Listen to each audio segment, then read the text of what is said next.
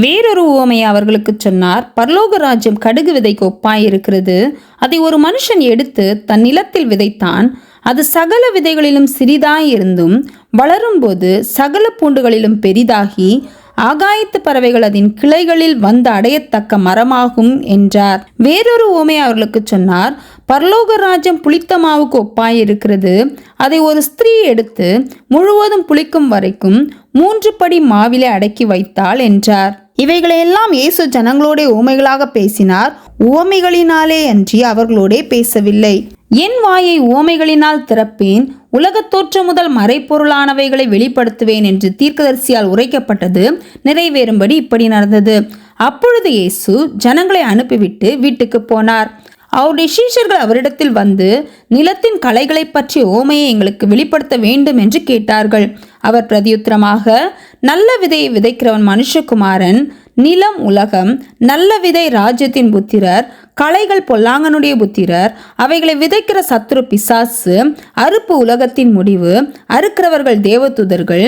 ஆதலால் களைகளை சேர்த்து அக்கினியால் சுட்டெரிக்கிறது போல இவ்வுலகத்தின் முடிவிலே நடக்கும். மனுஷகுமாரன் தம்முடைய தூதர்களை அனுப்புவார்.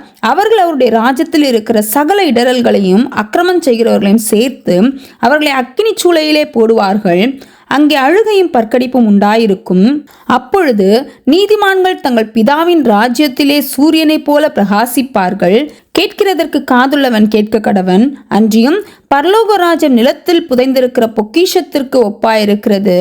அதை ஒரு மனுஷன் கண்டு மறைத்து அதை பற்றிய சந்தோஷத்தினாலே போய் தனக்கு உண்டான எல்லாவற்றையும் விற்று அந்த நிலத்தை கொள்ளுகிறான்.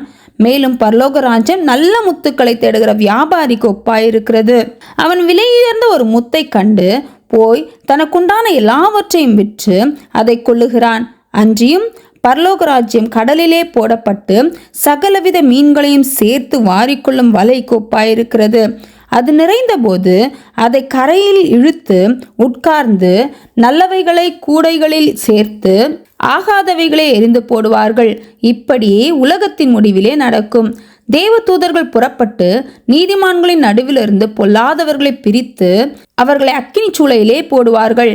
அங்கே அழுகையும் பற்கடிப்பும் உண்டாயிருக்கும் என்றார். பின்பு இயேசு அவர்களை நோக்கி, இவைகளையெல்லாம் அறிந்து கொண்டீர்களா என்று கேட்டார். அதற்கு அவர்கள், ஆம், அறிந்து கொண்டோம் ஆண்டவரே என்றார்கள்.